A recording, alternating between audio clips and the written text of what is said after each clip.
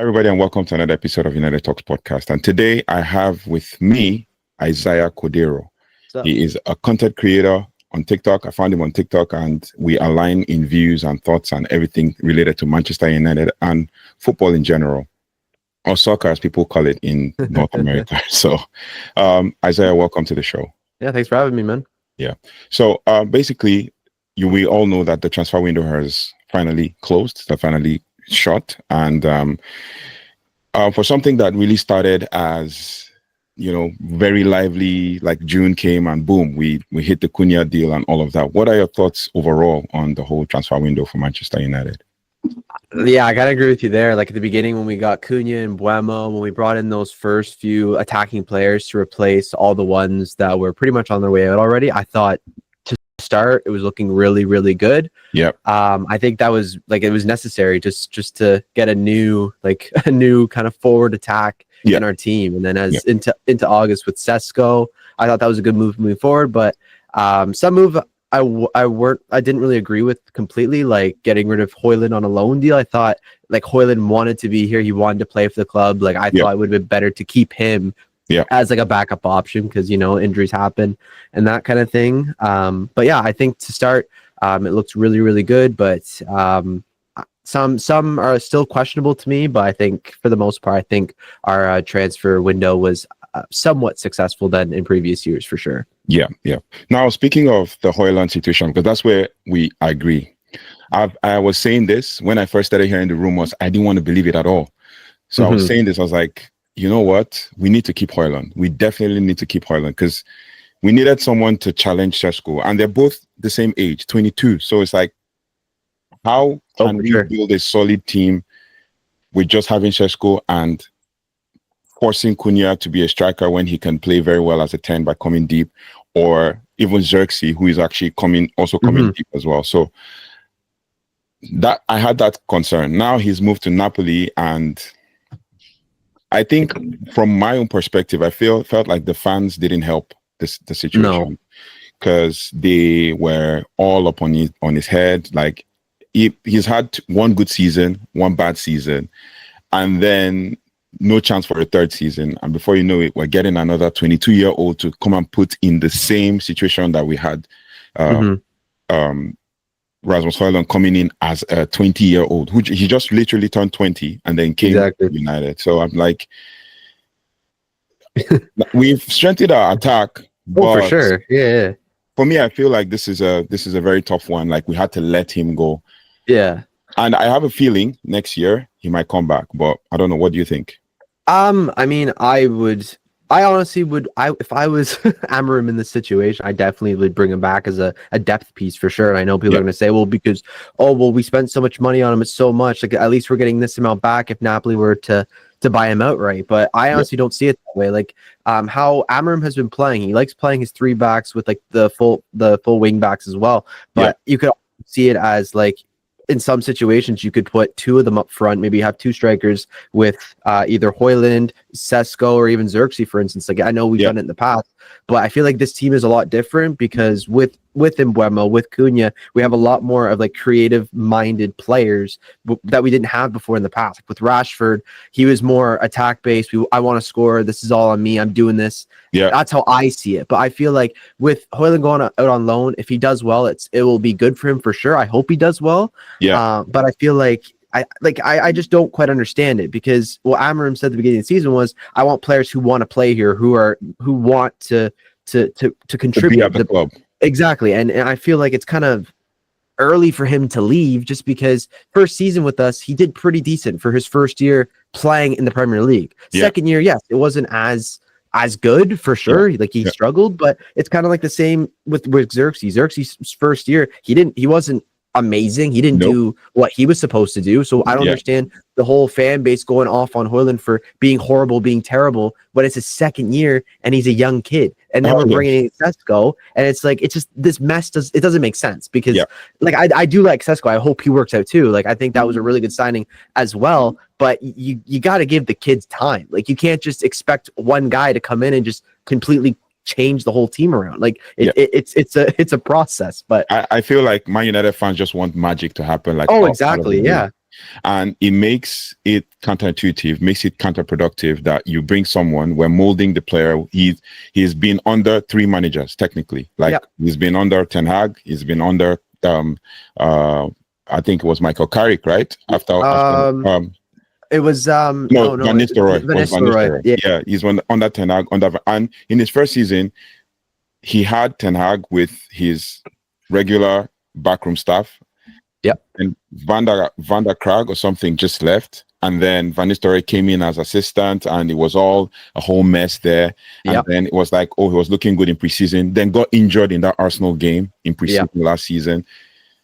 And then everything just went downhill from there. To think about it from this perspective, I like the fact that you touched almost all the points that I had in mind with regards to because it's a mess. You know, Man United had made significant attacking signings in Bryan Mbeumo, in Cunha, in Benjamin Sesko, and then we've let Rashford go.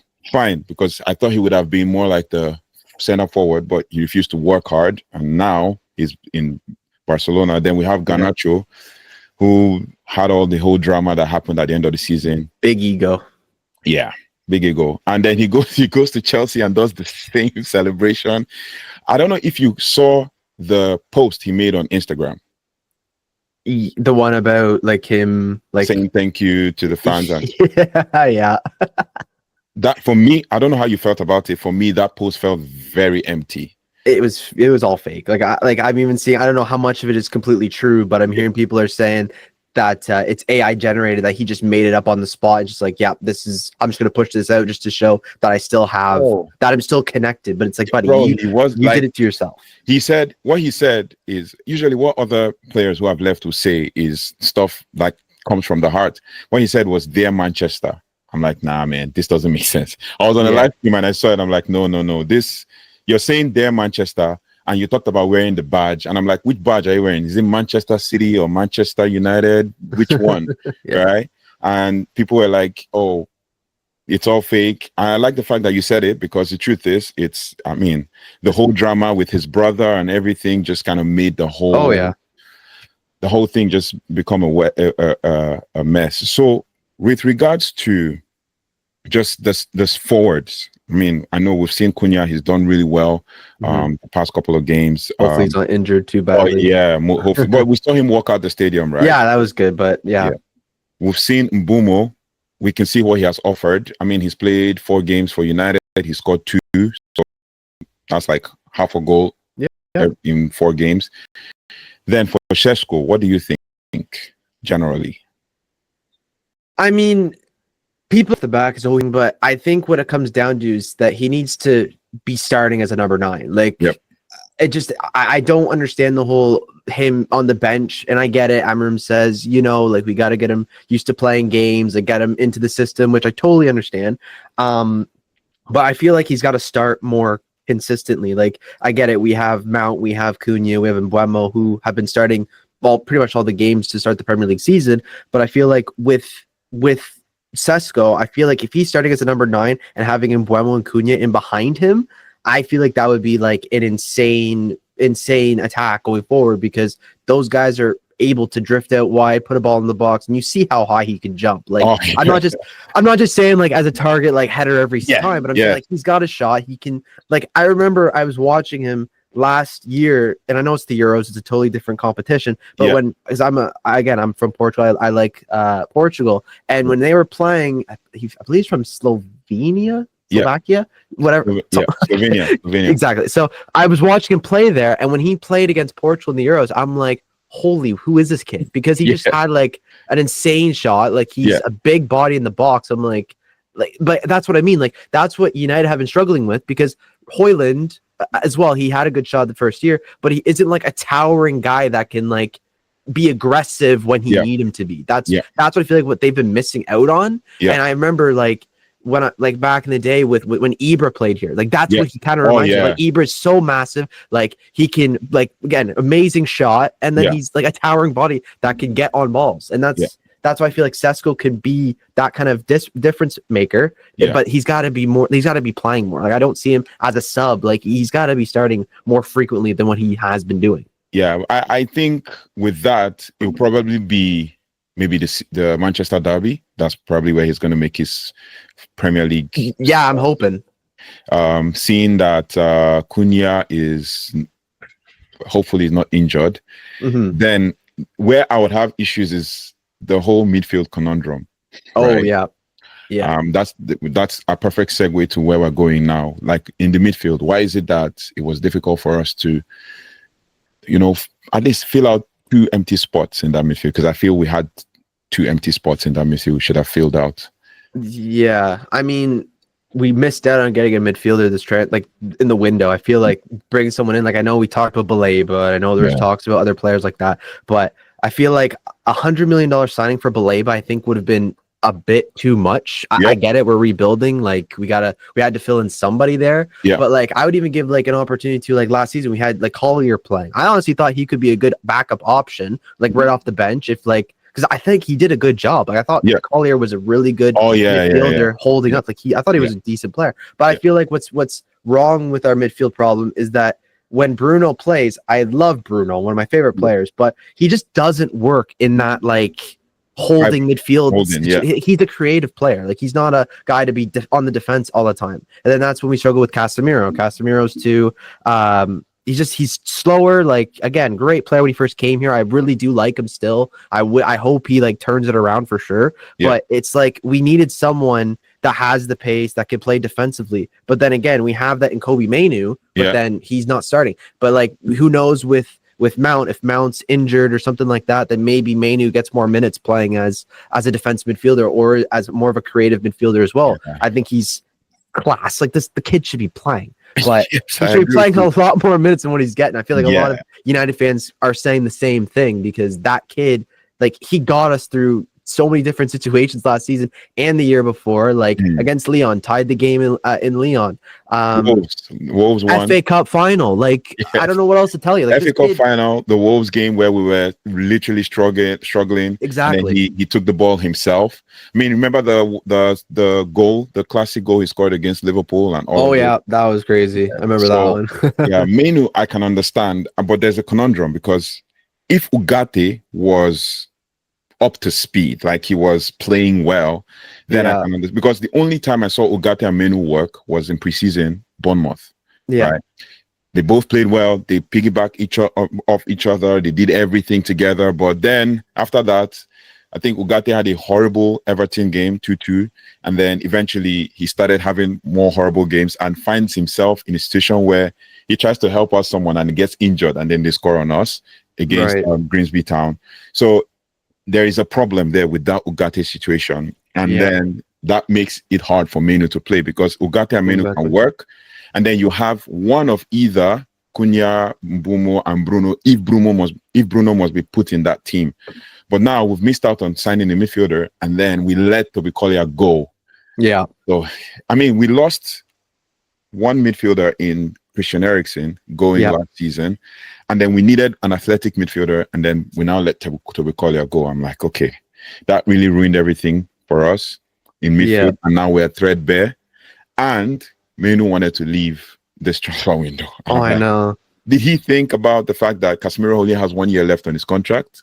And I think too with that whole situation, I feel like yes, he wanted to leave on loan because he wanted to get more play time. But I think it comes down to too, if Mount is out for a bit, if he's injured, I feel like you could see almost how I would see it is almost play Bruno in that situation, playing him forward because he thrives as an attacking player.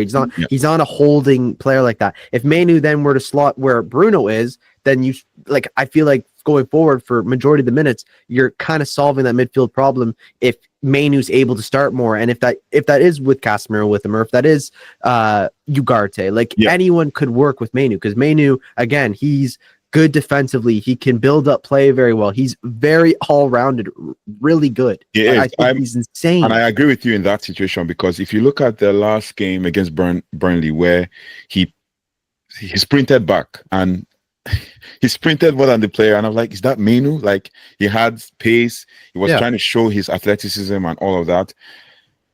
So now with that, you mentioned Mount's injury.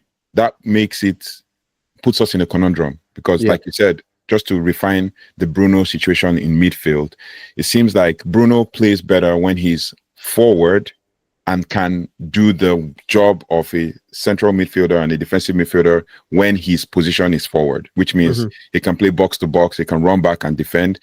Say, for example, maybe the central midfielder is out of position and then he's running back to do that defensive work. Yes, he can work hard better. But when you now tell him, this is your role, you're playing as a CM or a CDM, and that's what it is, then he now has to think about whether if I go forward, what happens when I leave space behind. And we've had situations where we've left space behind.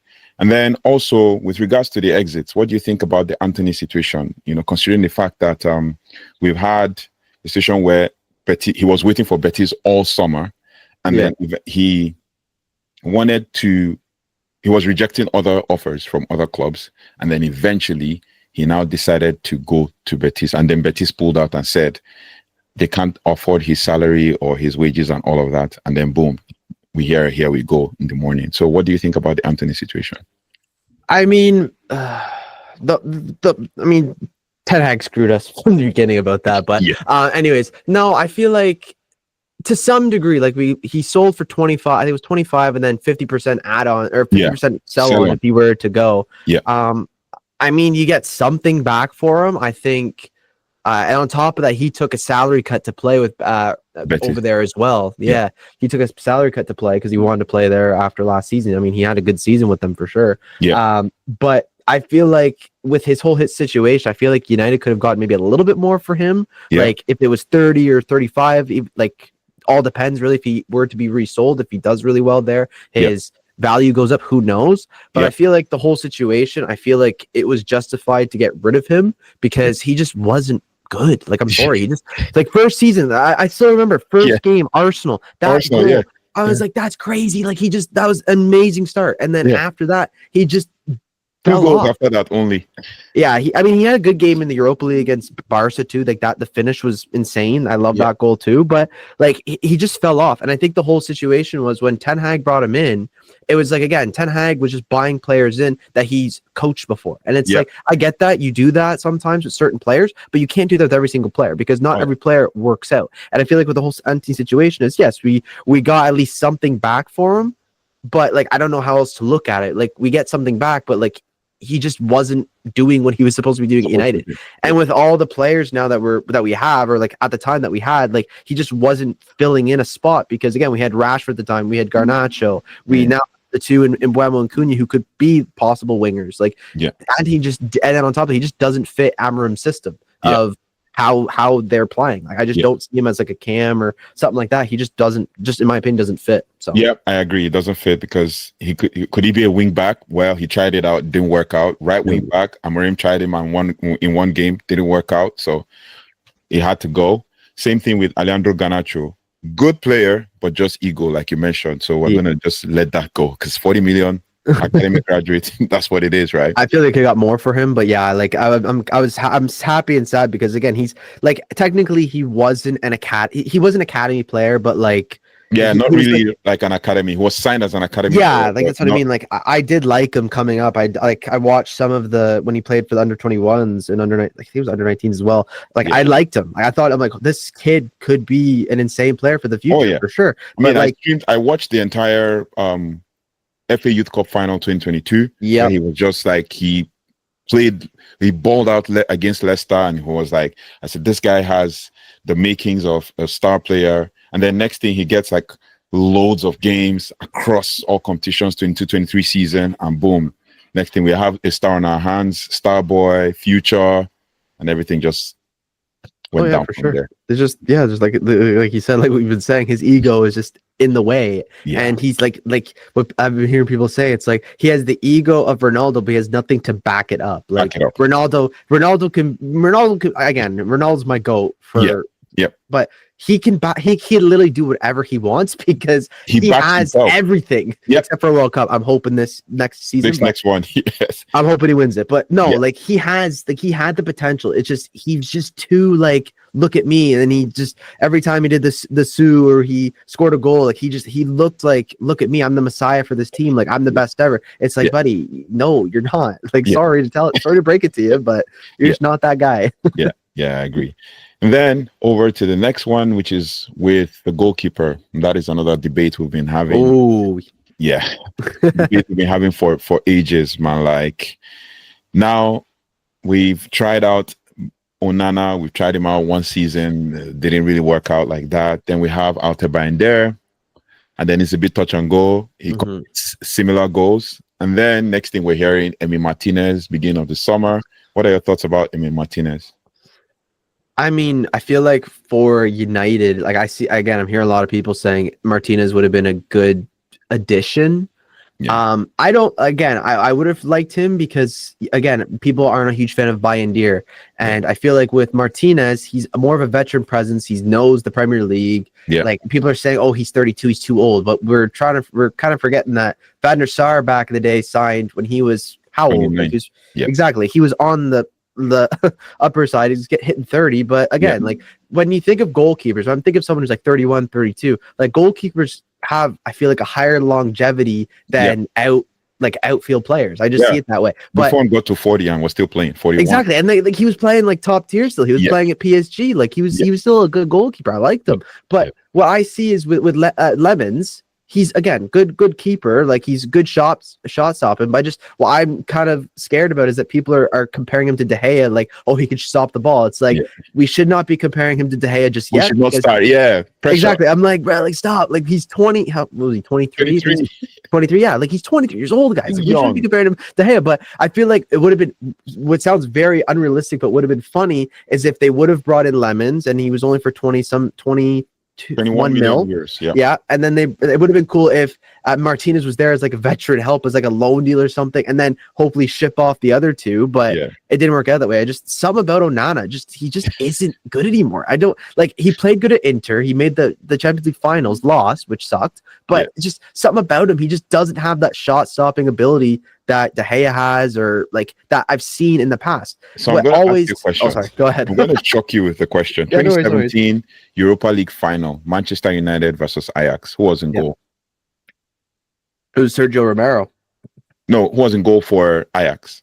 It was Onana. Exactly. So, So it's funny that even in that game, he made an error leading to goal.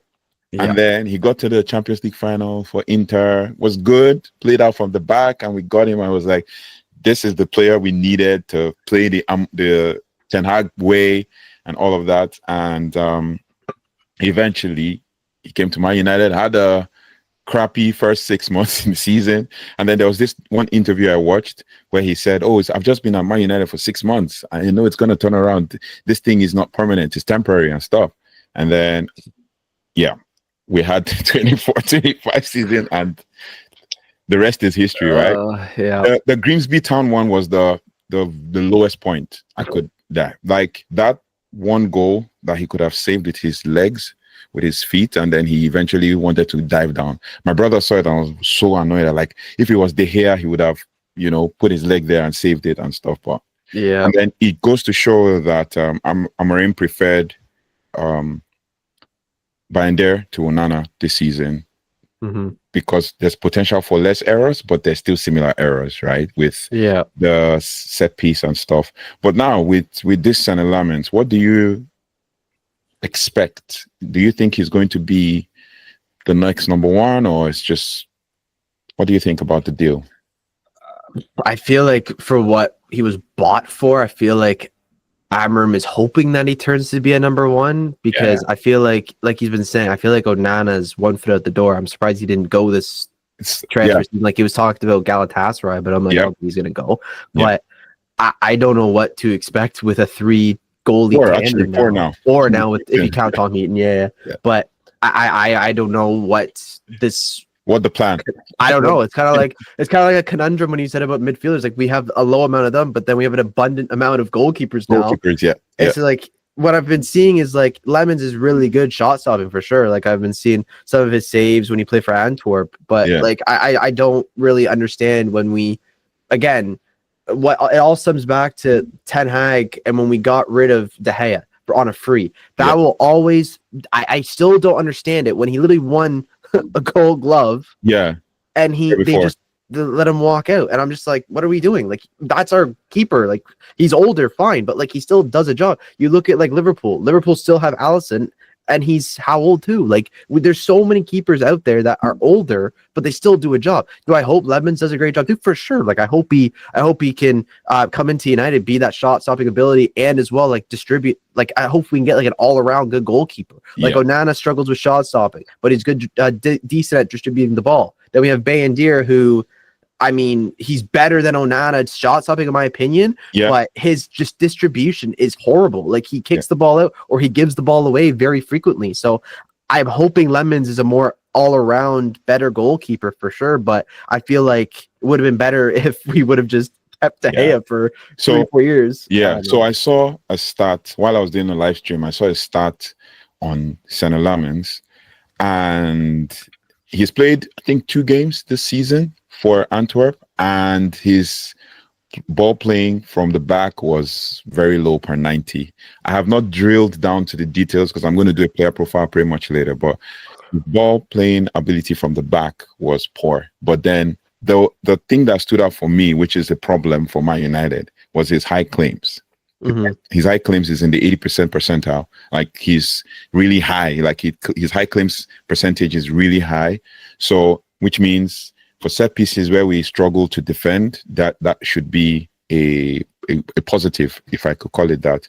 But then with the defenders, what do you think? Because we've played 4 games and we've conceded 6 goals in 4 games. Yes. Yeah. So what do you think? Because we seem to concede similar goals. I know all of the defenders have been used. All of them, including Mazraoui, De Ligt, Heaven, Fredrickson, Maguire, Shaw, all of them have been used. So and we still concede goals. So what are your thoughts? I mean, I feel like for some of those goals, like, again, they're from set pieces. So like the one against Arsenal, like the set piece, I mean, you can argue if it was a foul or not, like whatever, but I feel like from a defensive standpoint, like, I think even though we've allowed 6, I honestly think that the back line is good. Like, I do. For the first time. It is. Like, I'm like, I don't know, but like, we're not getting beat. We're not getting in behind. Like, no one's getting in behind or anything like that. It just comes down to like set pieces and how they're positioned. Because again, like, De Ligt has been really good. Like, against Arsenal, I know we lost, but De Ligt was insane. I thought De Ligt was one of our best center backs. Lenny Yoro, like, the kid, like, he's going to be insane. As like, surprisingly, he's just only 18. Exactly. The kid is so good. Like, we have, but that's the thing. Like, with this kind of team, it's almost like it's a rebuild. Like, we're getting young talent. We're trying to get better for the future, but to some degree, you need to have like veteran presence, and we have that in Bruno. Like, our whole attack is like people under 25 years old, like a lot of young talent for sure, but you need to back that up with some veteran presence, with some guys that are like going to lead this team. And I feel like with Emilio Martinez would have been brought in, it would have been better because he's older. He's been in the Premier League. He's able to direct players around and defense around. And I don't know if Lammens will be able to do the same thing. But with that back line, again, with Luke Shaw being back, like, Luke Shaw looks rejuvenated. He looks rejuvenated. He looks a lot better. My only issues are with Dorgu and Dalot. Dalot, I've been saying this from day one. I'm not a fan of him. I've never been a fan of him. He just isn't technical. He's not technical enough on the ball. He's like, I don't know what he really adds this team. He's not great defensively. He doesn't add a whole lot of attacking minded. I don't know what it does for him, really. And Dorgu, young kid, he should not be playing so many games at the young age that he's at when he hasn't had much Premier League experience. Like, I would almost see it as like playing Luke Shaw on the left, and now with Mazraoui back, maybe have Mazraoui as a center back and Luke Shaw, because Luke Shaw as a left back, I feel, is more he adds a lot more. Like, he's very good attacking. He's like great crosses, great ability to like send players through. I just see it that way. But I don't know. Like, I just, like I've been saying, like, the defense, I don't see it as that big of a problem. And as well, if Licha comes back at some point, who knows when, like, they're only going to keep adding to this defense. And I feel like the defense is decent. We're stacked in defense. With that Dogu situation, I can quite understand. Last season, he put in so many crosses, but there was no one to finish. Then there's still the challenge for Dalot. The thing that made us as Man United fans to support his being added to the team ahead of Wan-Bissaka was that crossing. And then guess what? He comes and he doesn't cross. Then we bring in Sesko, and I thought we are going to be swinging in crosses like crazy in the Fulham game, and then we only put up 2 crosses. In the Burnley game, it was just, I think, 1 cross from Dalot for Mbeumo, and then the other cross from Mbeumo to Sesko. Apart from that, we haven't been bombing in crosses, and Bruno is too deep to put in a cross. So it puts us in a situation where it's really difficult. And then we let go of Harry Mas, who also puts in good crosses as well. We let him go on loan and stuff. So I don't know. It puts us in a because I thought Harry Mas would have been a good competition for Dogu, because if Dogu messes up, Hamas comes in, and then we have Dalot and Mazraoui. Then if we put Mazraoui centre back, then we have, Ahmad playing as the wing back and all of that. But then there's the whole conundrum. Now we have to force Diego Leon to be that left back without Premier League experience. He's only 18. So we're stacked in defense, especially the back 3, but then the wing backs, there's still an issue. Someone sent me a message on TikTok and said, we need a left wing back. And I started thinking, it's true, actually. We need a left wing back. He said, okay, we need a right wing back. I'll say, yeah, maybe Ahmad is good there. But then we also need Ahmad to not play too many games so that he doesn't get injured like he did last season. Same thing with Dalot. So I don't know. And Dalot needs to put in crosses. That was what we were saying he was brought into the team to do. But then it is what it is. As for now, basically, if we're going to rate, just to wrap this all up, if you're going to rate the transfer window, considering the money spent and the quality of players brought in versus those who left, who do you believe, how do you believe that Manchester United has had a successful transfer window? I would say for the most part, yes. Like if we're ranking from 1 to 10, I'd probably go like 6 or 7, like in that range, because have we improved? I honestly think so. Like we've gotten some better attackers like Cunha, like Mbeumo, and the thing is too is that they're Premier League proven. Like they're able to, like Mbeumo put up like over 20 goal contributions last season, goal assist contributions. Like he's a really good player. Cunha as well. Like he was playing on not a great Wolves side, and he's very good. Sesko as well. Like he's not Premier League proven, but he's only going to get better. I honestly think. But I'm just nervous this whole situation. Like when we brought in Højlund, we brought in Xerxes. Like Højlund started out very strong, and then it just continues to be like, people started thinking he got worse and worse. I feel like with Sesko, it's a little bit different because, yes, I agree with Amorim not to throw him into the deep end right away, like making him start every single game. But I see it's like you start him for a little bit. Okay, he's on for 30 minutes. Sure. Okay, he played a little bit more today. Sure, fine. But then it's just going to keep building on. And then once he gets settled in and how to play in Amorim's system, I think it'll work out fine.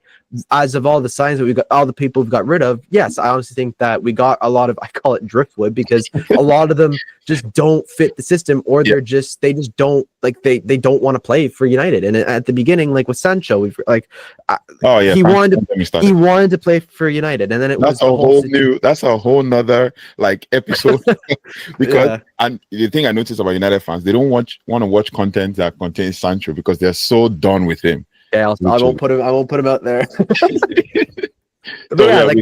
With Sancho, what do you think? What's his issue? Like, I mean, I'll keep it short, so a lot of people don't want to hear about him. But I honestly think, yes, I feel like it was good for him to go. Like, if he's on loan, if he's going to be bought, who knows? Yeah, he's just not going to play. He's not going to start for United. Just his whole attitude sucks too. He just, I don't really get it. Like under Ten Hag, he didn't want to play. Then now with Amorim, doesn't want to play. It's just I don't really understand his whole mindset with the whole United thing when he wanted to play here originally, and now it's I don't want to be here anymore. I don't really get it, but I guess that's a whole new debate about that one. Yeah, because for him, like you get signed for £17 million, you come in. You played well under Ole Gunnar Solskjaer, and then we'll get Ten Hag, and then you get 3 months off. You come back, you still played rubbish, and then you get loaned to Dortmund. We thought, okay, maybe as he got to Dortmund, he'll ball out. He got to the final, rubbish. Came back, went to Chelsea, same thing. Got to the final, scored a goal. Refused to take a pay cut. Chelsea had to send £5 million back just because you refused to take a pay cut to go to a club that you felt happy and you felt free playing. Now the freedom merchant is now not free. Like he wants to still stay in bondage. And with Aston Villa covering 80% of his wages, he's still collecting around the same wages from Manchester United. It's like putting us on a stranglehold, but it is all good. Like you said, your transfer rating. For me, I would say my rating this window, if we're going to go by positions in attack, is a 10. We've literally revamped our entire attack. In mid, 0, because we haven't replaced, we haven't bought, we haven't anything. And I won't blame anybody because I think we didn't have the money to get that Baleba deal. And if we got Baleba, trust me, he's going to be under pressure for 100 million. And then for defense, we're fully stacked. In goalkeeping department, I'll say 3 or 4 because we got one goalkeeper in, but we couldn't get any of the other ones out. And that's why we're actually looking for a goalkeeper. And then guess what? Emiliano Martinez signs a contract to 2029 with Aston Villa. So, it's super ironic, right? So that's the thing. So for me, maybe overall, just like you, maybe 5, 6, or 7, depending. And then we see how it goes. Maybe Amorim is going to bring a midfielder from the academy or something, but we need at least one midfielder because we can't play Bruno and then he gets tired and then we struggle to have control when Ugarte is in the game. And then Menu, yes, maybe to some extent. And then which means now that Cunha is in the team, does it drop to mid? Does Mount? I also heard about Gallagher. What do you think about Gallagher from Atletico Madrid? I've been hearing people saying that'd be a good move. I again, I don't know. I haven't seen him. 2.0. Yeah, based on what I watched, he's Mount 2.0. He's like Mount. He can play across the midfield, but you can't say, oh, he's a defensive midfielder or a central midfielder or attacking midfielder. He's just Mount, like Mount. He's there. Like I see him as when he played for Chelsea, and with Palace too a little bit. Like I didn't really see him as a dynamic player really. I feel like with Mount as well, like just say if he gets injured, like if he's out for a bit, like again, it's just going to add to that midfield problem because then you're going to have to play someone like Bruno or someone more as an attacking minded player. Then you're straining the midfields more and more, and you're not going to have many options to move around with. But I think, like I don't know how I feel about Conor Gallagher, and then especially his price tag. I'm like 45 mil after a loan deal. No thanks. Like no. If we're only selling Garnacho for 40, like these. Again, I know this could be a different topic, but this whole transfer window of players being sold is absolutely, like, it dumbfounded me. How people are being like, Nicholas Jackson's going for 65 mil after a loan deal for like close to 80 mil to Bayern. Like Chelsea are laughing. Yeah, like, they are. I'm shocked. Like these deals are crazy. Spent 16.5 million. Like Bayern Munich has paid 16.5 million euros loan fee for Jackson. Yeah. But when it comes to Man United players, they'll be put in 5 million euros, 6 million euros. But for Jackson, I know he scored 20 goals, more than 20 goals last season. For Jackson, 16.5 million euros loan fee to go to Bayern. Yeah. He's still got a ball out there at Bayern. They're laughing. And then Noni Madueke, 55 million for 4 goals last season. That guy's trash. Elanga for like 6 goals last season. I know. Elanga's a baller. I liked Elanga when he played for United. I thought he could have been a good player going forward, but like that amount is absolutely nuts. And if you want to talk about people who've had a terrible transfer deadline, is Newcastle. I don't know what they're doing. Yeah. Like, yes, it sucks the whole situation with Isaac. It sucks. We don't want him going to Liverpool. Yeah. But they brought in players that I don't even understand why. Like, you bought a guy for 85 mil. And he's only played like he hasn't like he's not even worth 10 games in the entire he's not worth that. And then people, that's the thing. It's what I see it is it's the whole meet against United. When we buy players in, oh, you guys spent too much. How dare you? Like, oh my God, you got a guy that isn't Premier League proven. You just spend 85 mil on a guy, and you have Liverpool spending 95 on Ekitike. Again, he's been a baller so far. Don't get me wrong. He's been decent. Don't get me wrong. But how is the agenda when it's United buying players in? We're laughed at. But when there's people that are buying players left, right, and center that are way over, it doesn't make sense. So I agree with you. I totally agree with you. I made a couple videos about the agenda against United, and most United fans are actually making those kinds of content now. Oh, I know. Because it's crazy. We signed a player for 70 million. In fact, there was one, BNR Sport put out something and said we signed a player for up to 100 million. Meanwhile, it was actually 65 million pounds plus add-ons, and that was Benjamin Sesko. So I'm like, I replied to that post on X, and I was like, And then I think somebody made a community appeal or something and then corrected the whole narrative. That's the thing. The narrative around United, it gives them clicks. It gives them, more content and traction, but it is what it is. Well, yeah, exactly. Thank you so much. I mean, thank you so much for giving me your thoughts on all of these things. I mean, I just wanted to hear, what other United fans were thinking with regards to the transfers, because I just don't want to work on what people are posting in the comments and all of that. But yeah, I see your stuff and I really like, what you do with your content and all around, soccer and all. It shows that you actually do your research before you put stuff out there. But thank you so much, Isaiah, for coming on. And appreciate it. For taking your time and all of that. I guess with time we're going to do 1 or 2 or more content together. So thank you. Sounds good, man. Thanks for having me. Yeah. So thank you so much for joining us at United Talks Pod today. If you haven't already, please do like, share, and subscribe, and hit the notification bell so you don't have to miss anything. And also check out Isaiah Cordeiro on TikTok. He's there. He has content there. He has really good stuff talking about all things football, especially for Manchester United. I'll see you on the next one. Take care. Goodbye. And God bless.